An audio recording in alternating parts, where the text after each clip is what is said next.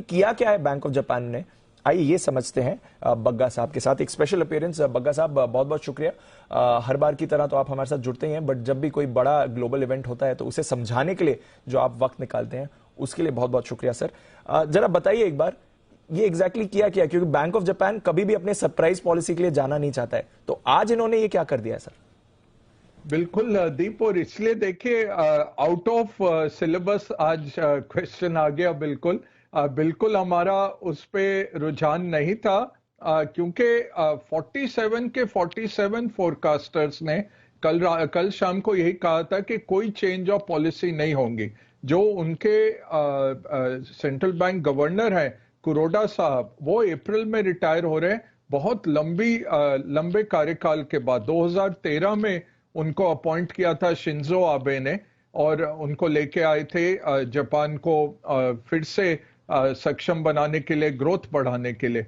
तो किया क्या उन्होंने ये किया कि 10 साल का जो पेपर है, ये एक पॉलिसी फॉलो करते हैं, यील्ड कर्व कंट्रोल।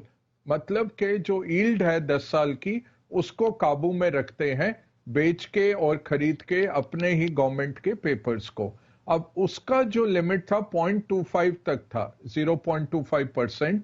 उसकी उन्होंने जो मियाद है 0.25 से 0.5 तक बढ़ा दिया। अब मार्केट क्यों इससे परेशान हो गया? मार्केट्स को लग रहा है कि ये एक पहला स्टेप है जापान में टाइटनिंग आने के लिए, मॉनेटरी टाइटनिंग, जो बाकी सेंट्रल बैंक्स ने की है। 280 रेट हाइक्स सारे सेंट्रल बैंक्स ने मिला के इस साल में किए हैं 2022 में। तो जापान का बैंक भी मॉनेटरी टाइटनिंग की तरफ रुख कर रहा है। इसके कारण हमने देखा एक सेल ऑफ आया। अब ये सेल ऑफ इतना भयंकर क्यों था? सवेरे ही रिजर्व बैंक ऑफ ऑस्ट्रेलिया के भी नतीजे आए, उनकी लास्ट मीटिंग के मिनट्स आए, उसमें वो भी काफी हॉकिश थे। उससे तो मार्केट को कुछ असर नहीं था। इसके पीछे है एक चीज जिसको कहते हैं कैरी ट्रेड। कैरी ट्रेड क्या है? आप जापानी येन में पैसा उठाते हैं, जो कि आपको लगभग 0% पे मिल जाता है पैसा। उसको आप कन्वर्ट करके कहीं और, किसी और देश की करेंसी या किसी और देश के स्टॉक मार्केट में या बॉन्ड मार्केट में या किसी और एसेट में आप निवेश करते हैं। अब ये केवल जापानी सरकार नहीं करती है, जापान के नागरिक भी करते हैं। सास बहू के सारे कॉम्बिनेशन भी इसमें इन्वेस्टर्स हैं। ओवरऑल कितना बड़ा मार्केट है इसके ऊपर कहना मुश्किल है। जो लोगों ने एस्टिमेट्स किए हैं कि 1.2 ट्रिलियन डॉलर्स तो जापान होल्ड करता है अमेरिकन गवर्नमेंट बॉन्ड्स की, जापान और जापानीज कंपनियां जो हैं। तो 1.2 ट्रिलियन डॉलर्स तो उनका वो है। बाकी लगभग 500 बिलियन से 700 बिलियन का एक एस्टीमेट है, 500 बिलियन से 700 बिलियन डॉलर्स का एस्टीमेट है, जो जापानी नागरिकों ने या जापानी कंपनियों ने दुनिया भर में निवेश किया हुआ है, ये कैरी ट्रेड के चलते। एक छोटा एग्जांपल दूंगा। ऑस्ट्रेलिया का अगर आप गवर्नमेंट बॉन्ड मार्केट देखें तो जापान 20% उसको ओन करता है। तो अगर ऐसी पॉलिसी आती है जहां जापान के रेट भी बाकी दुनिया की तरह बढ़ने लग जाएंगे और जापानी फिर एसेट और करेंसी अट्रैक्टिव हो जाएगी, अगर पैसा निकल के जापान में लौटने लगा तो कोई और ऐसा खरीदार नहीं है दुनिया में जो इतना बड़ा एब्जॉर्ब कर सके। तो मार्केट्स ने ओवर रिएक्ट किया, बट मार्केट्स में क्या रहता है कि स्टॉप लॉस के लेवल्स रहते हैं।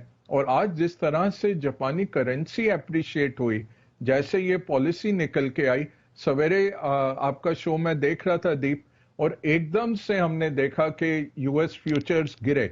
और हमें भी, मैं देख ही जा रहा था क्या हुआ, रशिया का मिसाइल हुआ, नॉर्थ कोरिया ने कुछ किया, फिर पता लगा जापान ने पॉलिसी बदल दी। वो 5-6 मिनट लगे और वो बिल्कुल अचंभित कर दिया उसने। तो छोटी बात यही, उन्होंने अपना यील्ड कर्व कंट्रोल का दायरा बढ़ाया। उसके चलते मार्केट्स क्या सोच रहे हैं कि रेट हाइक की तरफ अग्रसर हैं। ये अप्रैल में ये रिटायर हो रहे हैं, इनकी जगह कोई और आएगा, तो अपने सक्सेसर के लिए आसान कर रहे हैं रास्ता। तीसरी बात है, जापान का एक्सपोजर बहुत बड़ा है दुनिया भर के मार्केट्स में। लगभग $2 ट्रिलियन का उनका निवेश है दुनिया भर में। अगर उसमें से छोटा सा भी एक अंश वापस आने लग गया जापान की तरफ तो गड़बड़ हो जाती है। मार्केट्स उसको आज दर्शा रहे हैं। चौथा बहुत अहम बात है कि इन्होंने सरप्राइज किया। नॉर्मली आजकल क्या हो रहा है, सेंट्रल बैंक्स पहले ही पारदर्शिता के साथ बता देते हैं हम कुछ करने वाले हैं तो, और पिछले एक साल में इन्होंने पहले कहा था कि अगर ये हम बढ़ाते हैं इसकी अवधि 0.25 से 0.5, उसको आप रेट हाइक सोचिएगा। बट आज के प्रेस कॉन्फ्रेंस में बिल्कुल मुकर गए। उन्होंने कहा कि नहीं, इसको आप रेट हाइक मत देखिए। तो क्रेडिबिलिटी काफी कम हो गई इनकी आज, और इनकी लेगेसी पे भी अब सवालिया निशान है। बट सबसे बड़ा अहम बात ये जो दिखा रहा है कि मार्केट्स इंटरकनेक्टेड हैं। एक जगह टोक्यो में कोई डिसीजन हुआ आज, और देखिए पूरे ग्लोबल मार्केट्स में आधे से 1% का फर्क पड़ गया। करेंसी मार्केट में तो और बड़ा 2-2.5% का फर्क पड़ गया। जापानी स्टॉक मार्केट 4% नीचे गया, बंद होते होते 2.25% तक आ गया जब इनकी प्रेस कॉन्फ्रेंस हो गई जी। क्रेडिबिलिटी कम हुई, साइज बहुत है, और ये दिखा रहा है कल को। एक आखिरी आंकड़ा दूंगा दीप, मार्च में जर्मनी का 10 साल का पेपर नेगेटिव में था जो आज 2.2 हो गया। उस टाइम पे जर्मनी जापान से भी कम देता था, उसको आप 2.2 ले आए। भारतीय मार्केट पे असर नहीं पड़ा बिकॉज जर्मन का निवेश नहीं आता है। ये जापान का सिर्फ आपने रेट भी नहीं बढ़ाए, रेट उन्होंने -0.1 ही रखा हुआ है ओवरनाइट। सिर्फ इन्होंने यील्ड कॉस्ट कंट्रोल की अवधि में थोड़ा सा इजाफा किया, 0.25 को 0.5 किया। उसके चलते देखिए क्या असर आ गया। तो ये दुनिया पचा पाएगी क्या अगर जापान 2% पे जाता है? यूके, जर्मनी आज 3.5, यूके 3.5% है। अमेरिका का 10 साल का पेपर जो सबसे लिक्विड पेपर है दुनिया भर में, रिस्क फ्री, उसको हम बेंचमार्क लेते हैं, वो 9 बेसिस पॉइंट उछल गया, क्योंकि $1.2 ट्रिलियन जापानी निवेश उधर पड़ा हुआ है अमेरिकन बॉन्ड मार्केट में। तो ये साइजिंग हमें देखनी है, क्यों ये हिला और क्या इस पे असर हुआ।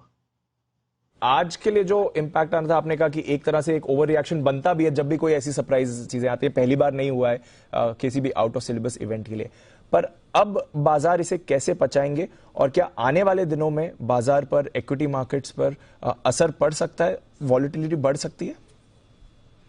इसने आज वीक किया है, हौसला त्रस्त किया है, क्योंकि ये बिल्कुल उम्मीद नहीं थी कि अप्रैल से पहले ऐसा कोई चेंज जापानी बैंक लेके आएगा। ये बहुत ही सरप्राइजिंग मूव है और इससे काफी हौसला पंचर हुआ है ग्लोबली। तो काफी अब एफआईज और जो ग्लोबल निवेशक हैं दीप, अपने स्ट्रैटेजीज देखेंगे कि एक और आपका फैक्टर आ गया जो मार्केट्स को हिला सकता है। और भारत के लिए भी, क्योंकि निवेश बड़ा है जापान का, हमारे लिए भी इसमें प्रॉब्लम बन सकती है। ओवरऑल अगर ग्लोब में से लिक्विडिटी निकल के जापान की तरफ वापस जाती है तो प्रॉब्लम बढ़ सकती है। तो ये कॉन्फिडेंस के लिए आज काफी बड़ा धक्का है। ये देखना मार्केट रिकवर कर पाते हैं, कितना रिकवर करते हैं ईयर एंड तक, वो जरूर देखना पड़ेगा। बट अब ये हो जाएगा, जैसे फेड को हम मॉनिटर करते थे, ईसीबी, बैंक ऑफ इंग्लैंड को थोड़ा पढ़ लेते थे, ज्यादा इतना डीप नहीं देखते थे।